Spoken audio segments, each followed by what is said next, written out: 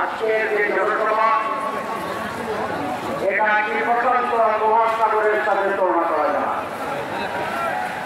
প্রশান্ত মহাসাগরের পাশাপাশি গিয়েছি, সামনে তাকালে পানি ছড়া দিতে দেখা যায়। আজকে মহাসাগরের মহাসমুদ্র সামনে তাকালে মানুষ ছাড়া আর কিছু দেখা যায়। আমি ধন্যবাদ জানাই আজকে মহাসম্মেলনের সভাপতি বাংলাদেশ জামাত ইসলামী, বাংলাদেশের সকল মানুষের দল। নীতিকে যে ক্ষুদ্র গোষ্ঠী আছে সেখান থেকে শুরু করে সকল ধর্ম, বর্ণ, নারী, পুরুষ, দরিদ্র, ধনী, সাদা, কালো সকল মানুষের দলের নাম হচ্ছে বাংলাদেশ জামাত ইসলাম। ওদের আমি বিস্তারিতভাবে বলবেন।